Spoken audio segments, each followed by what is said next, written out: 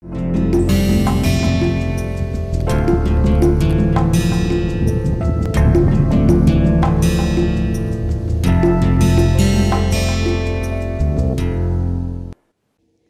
मिनासान, नमस्कार।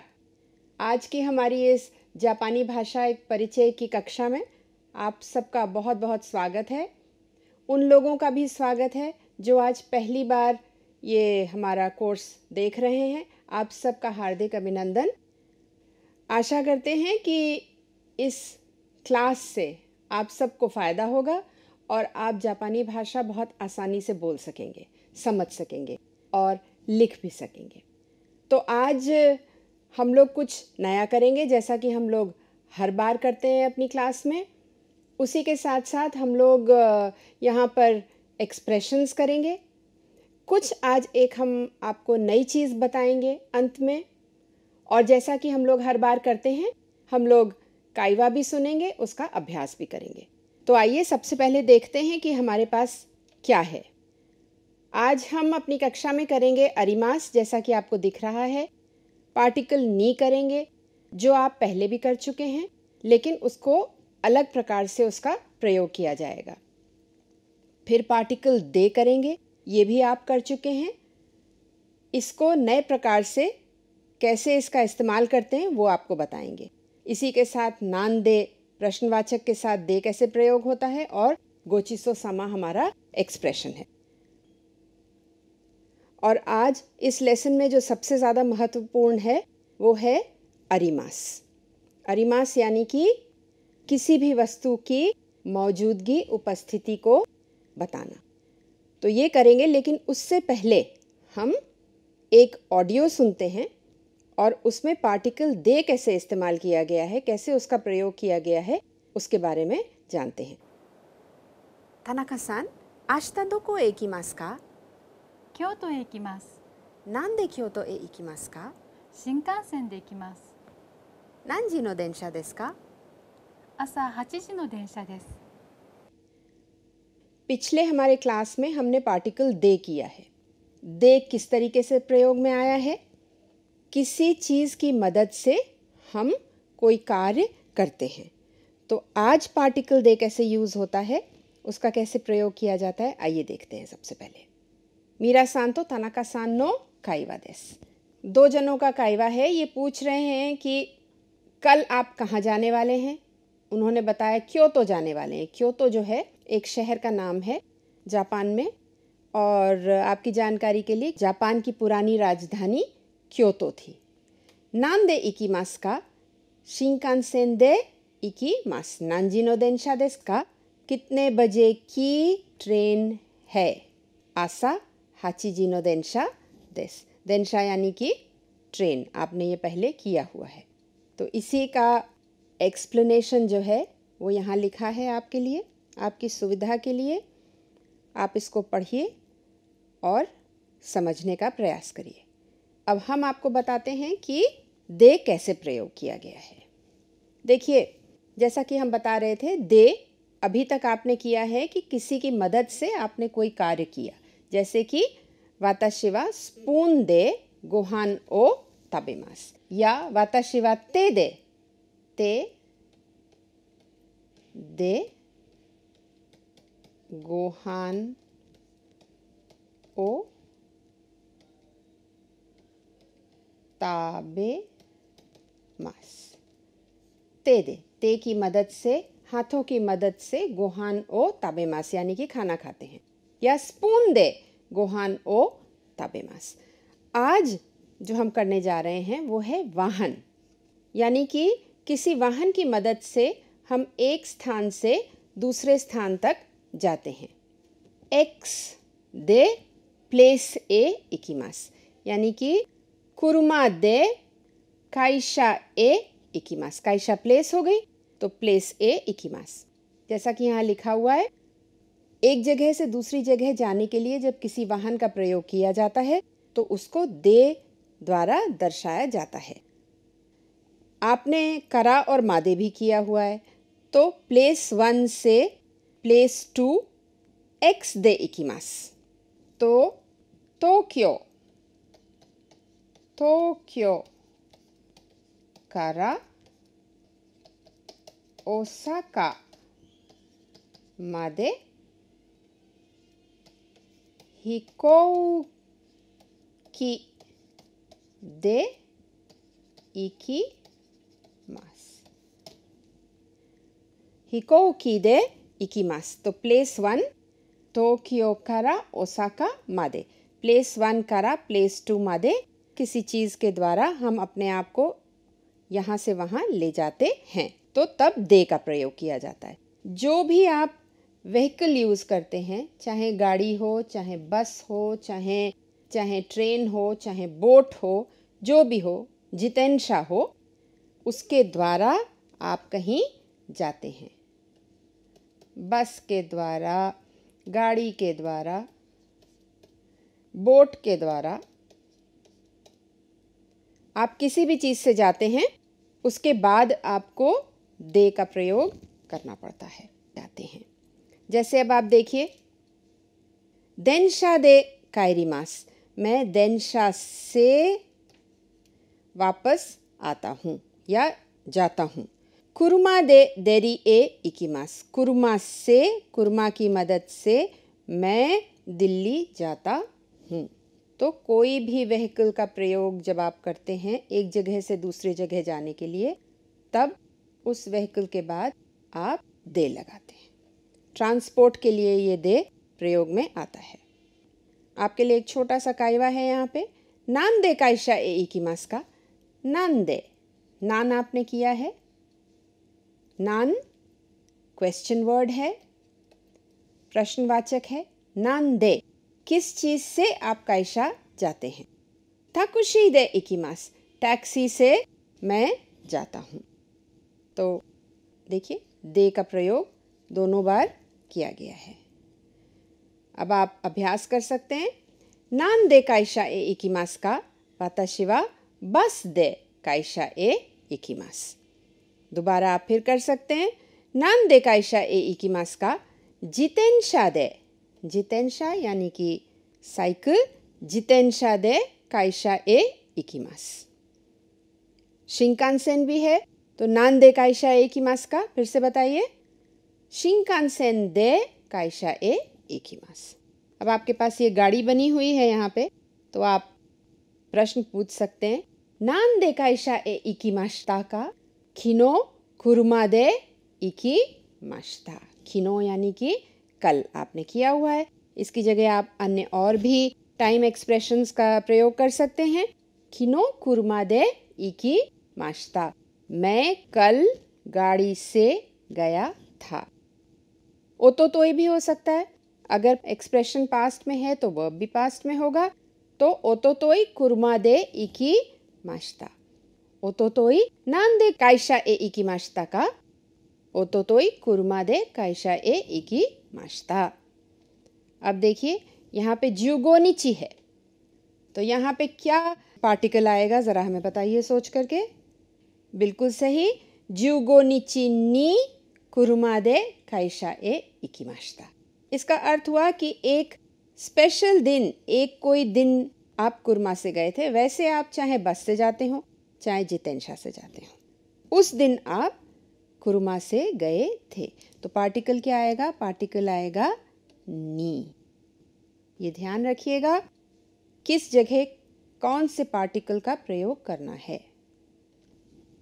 अब हमारी पिछली स्लाइड में और कॉन्वर्सेशन में नान दे था, इसका अर्थ क्या है। नान दे का मतलब है, नान तो आपको पता है प्रश्नवाचक है, दे अभी आपने देखा है, दे एक पार्टिकल है जिसको अगर हम जोड़ दें तो इसका अर्थ आता है कैसे, किस प्रकार से। सो नान दे काइशा ए इकिमास का, कैसे आप काइशा जाते हैं, किस मोड ऑफ ट्रांसपोर्ट से आप काइशा जाते हैं। ये जो है आपको कॉन्टेक्स्ट से पता चलेगा कि आप नान दे क्यों कह रहे हैं, कैसे का अर्थ है, ट्रांसपोर्ट के लिए आप प्रयोग कर रहे हैं, यह आपको बात करते समय, काइवा के समय खुद ही समझ में आ जाएगा। एक और नान दे है जिसका बिल्कुल अर्थ इससे अलग है। नान दे यानी कि क्यों, किस लिए, किस वजह से। तो यहाँ पे इसका अर्थ है वजह। किस लिए। तो यही हम आपको पहले बता रहे थे कि किस समय आपने नांदे का प्रयोग किया है, वो आपको कॉन्टेक्स्ट से पता चलेगा कि क्या अर्थ है इसका। क्यों वा निचियोबी देस, नांदे काईशा एकिमासु का। आज तो निचियोबी है, आज तो छुट्टी है, तो आप क्यों जा रहे हैं काईशा, क्या वजह है जाने की। माइनिची नांदे काईशा एकिमासु का, रोज आप कैसे काईशा जाते हैं। तो ये जरा ध्यान में रखिएगा कॉन्टेक्स्ट। अब ये देखिए नांदे देरी ए इकिमासु का, दोनों का अर्थ हो सकता है कि नांदे कैसे और नांदे क्यों। लेकिन इसमें यह ध्यान रखना है कि कॉन्टेक्स्ट क्या है, किस बात के बारे में बात हो रही है, क्यों काइवा हो रहा है, किस बारे में जानकारी हासिल करना चाहते हैं। तब आपको समझ में ये कॉन्टेक्स्ट से बहुत क्लियरली आ जाएगा कि नांदे क्यों प्रयोग किया जा रहा है। अब आपके लिए छोटा सा एक अभ्यास है, ये आप प्रैक्टिस करिए इसको और देखिए आप बोल पाते हैं कि नहीं। तो ये किस चीज़ की तस्वीर है, हाशी की है, और हाशी से आप क्या करते हैं, खाते हैं। तो वाताशी वा ओ हाशी दे ताबे मास। अब ये बताइए, ये तस्वीर है नाइफ और फोक की और आप कुछ खा रहे हैं, तो कैसे बोलेंगे, वाताशी वा फोक दे ताबे मास। तो अब इसको बताइए कैसे आप दे पार्टिकल का प्रयोग करेंगे। तो वाताशी वा बस दे इकिमास, और यहाँ पे बाइक है तो वाताशी वा बाइक दे इकिमास। तो इस प्रकार से आप देखेंगे बहुत क्लियर है कि कौन सा दे किस चीज़ के लिए प्रयोग में आ रहा है। यहाँ पे देखिए ये है। तो अब आप इसको प्रैक्टिस करिए, प्रश्न पूछिए और जवाब दीजिए। लेकिन जल्दी से आप ये ऑडियो सुनिए और देखिए आपको कितना समझ में आता है। सुमिमासेन, यूबिन क्योकु वा दोको देसु का? あそこにあります。白いビールですか？いいえ、あれは銀行です。郵便局は銀行の隣です。ありがとう। तो अभी आपने ये ऑडियो सुना और देखते हैं कि क्या है ये काइवा। मीरा और तनाका के बीच का ये काइवा है। सुमिमासेन, यूबिन क्योकु वा दोको देसु का? यूबिन क्योकु यानी कि पोस्ट ऑफिस। यूबिन क्योकु वा दोको देसु का, कहाँ पर है। आसोको नी आरिमास, ये एक नई चीज़ है यहाँ पर। आसोको नी आरिमास, यहाँ पर वो पॉइंट करके बता रहे हैं आसोको देस यानी कि वहाँ पर है, यानी कि वो बिल्डिंग जो दिख रही है वो मीरा सान को भी और तानाका सान को भी, दोनों को स्पष्ट दिखाई दे रही है। दोनों जानते हैं उस बिल्डिंग के बारे में। तो मीरा फिर से पूछती हैं, आनो शिरोई बीरु देस का? आनो यहाँ पे फिर आया, यानी कि दोनों को पता है कि वो किस बिल्डिंग के बारे में बात कर रहे हैं। तो आनो शिरोई बीरु देस का, शिरोई बिल्डिंग देस का? इए अरे वा गिंको देस, यूबिन क्योकु वा गिंको नो तोनारी देस। या यहाँ पे ये भी आ सकता था, गिंको नो तोनारी नी अरी मास। तो सीधा जवाब है, उन्होंने धन्यवाद कह दिया, अरी गातो। अब देखिए इसमें नी अरिमास है जो कि बहुत ज़रूरी है जानना। अरिमास एक वर्ब है और अरिमास के द्वारा हम ये बताते हैं कि कोई भी छोटी या बड़ी चीज़ किसी स्थान पर मौजूद है, उसकी उपस्थिति के बारे में बताते हैं। जैसा कि यहाँ पर भी लिखा है, केवल वस्तुओं के बारे में ही नहीं, पेड़ पौधे, बिल्डिंगें, शहर कहाँ पर हैं उनके बारे में बताया जाता है अरिमास का प्रयोग करके। जैसे तेरेबी वा सोको नी अरिमास, तेरेबी टेलीविज़न वा वहाँ पर है। रिंगो नो कीवा, की यानी पेड़, वा असोको नी अरिमास, रिंगो का पेड़ वहाँ पर है, सेब का पेड़ वहाँ पर है। तो इस प्रकार से बताया जाता है। इसमें पार्टिकल नी है, इसके बारे में भी अभी आपको बताएंगे और इसका प्रयोग कैसे होता है अब आपको बताते हैं। अच्छा, अभी तक देखिए आपने किया है कि होनवा कोको देस। ये आपने पहले पढ़ा है। या होन वा सोको देस या होन वा आसोको देस, ये आपने पहले किया हुआ है। आज क्योंकि देखिए ये देस जो है ये एक कंप्लीट वर्ब नहीं है, इससे हर प्रकार की जो क्रिया से हम उम्मीद रखते हैं वो ये वर्ब नहीं कर सकता है। 100% ये वर्ब नहीं है। तो इसकी जगह पर अगर हम दिखाना चाहें कि इस स्थान पर कोई वस्तु मौजूद है तो हम कैसे बताएंगे, क्योंकि ये कंप्लीट वर्ब नहीं है। तो हम उसकी जगह पर होन वा कोको नी अरी मास इस वर्ब का प्रयोग करते हैं, जो कि अपने आप में एक पूर्ण क्रिया है। अब पार्टिकल यहाँ पर नी है। नी क्या बताता है? ये तो बताता है मौजूदगी, मौजूद है, यहाँ पर उपस्थिति उसकी है, और ये बताता है जगह। ठीक है, तो पार्टिकल नी अभी तक तो आपने किया है कि समय के साथ हाचिजी नी, दिन के साथ गेत्सुयोबी नी, तारीख के साथ ज्यूगो निची नी। तो नी का प्रयोग आपने इस प्रकार किया है अभी तक। आज आप नया प्रयोग सीखिए एक पार्टिकल नी का, वो है जगह के लिए। तो कोको नी अरिमास, कोको यानी कि यहाँ पर मौजूद है।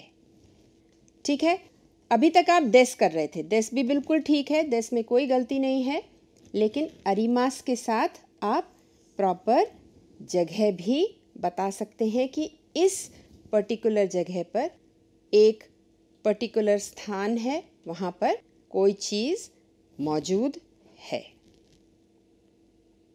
तो जैसा कि हमने आपको बताया कि नी का अभी तक आपने टाइम के साथ किया है प्रयोग, दिन के साथ किया है, तो आप नी का प्रयोग स्थान के लिए भी कर सकते हैं। नाउन वा प्लेस नी अरिमास, इस प्लेस पर मौजूद है। वो क्या बताता है? वो लोकेशन बताता है। लोकेशन एक स्थान पर बताता है। और अरिमास क्या बताता है? अरिमास बताता है एग्जिस्टेंस, यानी कि उस स्थान पर उपस्थिति, उस स्थान पर प्रेजेंट है वो चीज़। अब देखिए, इसुवा सोकोनी अरिमास, इसु यानी कि नाउन है, इसुवा सोको यानी कि प्लेस है, नी और अरी मास। सो इसुवा सोकोनी अरिमास, इसु वहाँ पर है। अगर आप हिंदी में करेंगे ध्यान से तो आपको बिल्कुल समझ में आएगा कि एक एक शब्द के लिए आप हिंदी में उसको बता सकते हैं। देन वावा कोकोनी अरिमासेन, यानी कि नेगेटिव के साथ भी यूज़ किया जा सकता है, पॉजिटिव के साथ भी यूज़ किया जा सकता है कि इशू यहाँ पर मौजूद है और देनवा यहाँ पर मौजूद नहीं है। अरिमा सेन। कुत्सुआ सोकोनी अरिमाश्ता, यानी कि कुत्सु जूते वहाँ पर मौजूद थे, वहाँ पर कुछ समय पहले तक थे, अब हैं कि नहीं है पता नहीं। अरिमाश्ता पास्ट में भी यूज़ किया जा सकता है। तो इस प्रकार आप नी का प्रयोग प्लेस के लिए कर सकते हैं कि यहाँ पर इस प्लेस पर कोई चीज़ मौजूद है। अभी आपने अपने काइवा में यूबिंग क्योकु गिंको इसके लिए पूछा था। तनाका-सान यूबिंग क्योकु वा दोको देस का या दोको नी अरिमास का दोनों का प्रयोग किया जा सकता है, अंतर कुछ भी नहीं है। आसोको नी अरिमास, आसोको देस। तो क्या चीज़ है? गिंको। आप पूछ सकते हैं तनाका-सान गिंको वा दोको देस का, गिंको वा दोको नी अरिमास का? गिंको वा आसोको नी अरिमास। गक्को वा दोको देस का? गक्को वा सोको नी अरिमास। एकी वा दोको देस का? एकी वा आसोको नी अरिमास। तो इस प्रकार से आप पूछिए छोटे छोटे काइवा करिए और उसका उत्तर दीजिए। इससे जापानी शब्द भी याद होंगे, कंस्ट्रक्शन भी याद होगा, आपको नई कांजी भी समझ में आएगी, आप पढ़ सकेंगे और कॉन्वर्सेशन करने में, बाद में काइवा करने में आसानी होगी। अब आप चीज़ों के लिए भी कह सकते हैं ओमोचा यानी कि खिलौने। ओमोचा वा दोको देसु का? ओमोचा वा आसोको देसु और आसोको नी आरिमासु। इसु वा दोको देसु का? इसु वा सोको नी आरिमासु और इसु वा कोको नी आरिमासु। अभी तक सामान था, अभी तक आपने ऑफिसेस के बारे में पूछा या एकी के बारे में पूछा या गाक्को के बारे में पूछा, गिंको, यूबिंक्योकू, ये सब कहाँ हैं, तोशोकान, ताइशिकान, इन सब के बारे में भी आप पूछ सकते हैं। ये सब शब्द आपने पहले किए हुए हैं। अब यहाँ पर देखिए ताजमहल वा दोको देसु का? तो ताजमहल एक बहुत मशहूर एक मॉन्यूमेंट है, तो ताजमहल वा आगरा नी आरिमासु, प्लेस नी आरिमासु। अब इसी के साथ आप कोई जगह के बारे में पूछ सकते हैं कि किसी जगह के अंदर वो चीज़ कहाँ है। जैसे स्कूल में लाइब्रेरी भी होती है, तोशोकान होती है, क्योशित्सु होती है, अलग अलग क्लासरूम्स होते हैं, प्लेग्राउंड होता है। तो गाक्को के अंदर ही प्लेग्राउंड कहाँ है? सो प्लेग्राउंड वा दोको देसु का? प्लेग्राउंड वा गाक्को नी आरिमासु। इसी प्रकार से मुंबई वा दोको देसु का? मुंबई वा इंदो नी आरिमासु। एक जगह है, वो किस जगह पर है? इसी प्रकार से फुजीसान वा दोको देसु का? फुजीसान वा निहोन नी आरिमासु। तो आप किसी चीज़ के बारे में भी पूछ सकते हैं कि ये कहाँ पर है। लेकिन आरिमास जो है वो इनएनिमेट के लिए यूज़ किया जाता है, यानी कि जीवित नहीं है। इनएनिमेट ऑब्जेक्ट्स के लिए प्रयोग में आता है, लिविंग थिंग्स के लिए प्रयोग में नहीं आता है, इसके लिए कुछ और है। अब जैसा कि हम हर बार करते हैं, आपको कोई ना कोई एक नया एक्सप्रेशन बताते हैं जापानी में, तो आज सुमिमासेन आपको बताएंगे और ये कहाँ कहाँ प्रयोग में आता है ये बताएंगे। इस तस्वीर में आप देखिए, दो सज्जन हैं, गाड़ी में जा रहे हैं ट्रेन में, और एक सज्जन का दूसरे के पैर के ऊपर पैर पड़ जाता है गलती से। तो वो एकदम से क्या कहते हैं या क्या कहना चाहिए? तो इन्होंने बोला इता इता इताई, यानी कि दर्द हुआ। तब इनको समझ में आया कि ये गलती से इनसे लग गया है, तो ये कहते हैं सुमिमासेन। आपने सुमिमासेन पहले भी किया है। सुमिमासेन इमा नांजी देसु का? एक्सक्यूज मी इमा नांजी देसु का? सुमिमासेन का एक अर्थ है एक्सक्यूज मी, लेकिन आज जो हम कर रहे हैं वो है सॉरी। तो अलग अलग सिचुएशंस में अलग अलग तरीके से सुमिमासेन का प्रयोग किया जाता है। जैसे कि किसी से टकराने या भिड़ने पर आप माफ़ी मांग सकते हैं। देर से आने पर मीटिंग में या क्लास में, या किसी से आपने अपॉइंटमेंट लिया है, वहाँ पर आप देर से आए हैं, उस समय आप सुमिमासेन सॉरी कह सकते हैं। आप एक्सक्यूज़ मी करके कभी भी पूछ सकते हैं कि इस फला फला जगह पर कैसे पहुँचा जाता है। किसी का ध्यान आकर्षित करने के लिए भी आप सुमिमासेन कह सकते हैं, यानी कि एक्सक्यूज़ मी कह सकते हैं। जैसे कि आप कहीं घूमने गए या कहीं आप ऑफिस में बैठे हैं, आपको कोई चीज़ चाहिए जो आपके पास नहीं है, तो आप रिक्वेस्ट कर सकते हैं कि सुमिमासेन मुझे कृपया वो दे दीजिए, एक्सक्यूज़ मी मुझे आप कृपया वो उठा करके दे दीजिए। तो इस प्रकार से सुमिमासेन का बहुत जगह प्रयोग, अन्य और भी बहुत सारी सिचुएशंस हैं जहाँ प्रयोग किया जाता है। आज की जो हमारी सिचुएशन है वो है सॉरी की। तो किसी को चोट लगे, किसी से आप टकरा जाएं, किसी को गलती से हाथ लग जाए, तो आप सुमिमासेन कह के माफ़ी मांग सकते हैं। एक और भी तरीका है माफ़ी मांगने का, वो है गोमेन्नासाई। गोमेन्नासाई हर समय नहीं प्रयोग में आता है। कोई आपने बहुत ऐसी बात कर दी है जिसके लिए कि आप काफ़ी शर्मिंदा हैं, आपको बुरा लग रहा है, तब आप गोमेन्नासाई का प्रयोग कर सकते हैं। बड़े लोगों के साथ अगर कोई गलती हो जाती है, तब आप सुमिमासेन की जगह गोमेन्नासाई का प्रयोग कर सकते हैं। काइशा में गोमेन्नासाई का प्रयोग नहीं किया जाता है, सुमिमासेन ज़्यादा प्रयोग में आता है। और अगर आपको लगता है कि आपने बहुत बड़ा कुछ ऐसा गलत काम कर दिया है दफ्तर में जिसके लिए कि आप ही को बहुत ख़राब लग रहा है, तो आप कहेंगे मोशिवा के अरिमासेन। तो ये ध्यान रखिएगा कब गोमेनासाई का प्रयोग करना है और कब आपको सुमिमासेन का प्रयोग करना है। गोमेनासाई वैसे भी ज़्यादातर आप आपस में कुछ बात होती है तब प्रयोग करते हैं, फॉर्मल सिचुएशन में ज़्यादातर नहीं किया जाता है। अच्छा, तो पिछली बार आपने इतादाकिमास किया था। इतादाकिमास भी एक एक्सप्रेशन है, यानी कि खाने से पहले आप धन्यवाद देते हैं जिसने भी खाना बनाया है।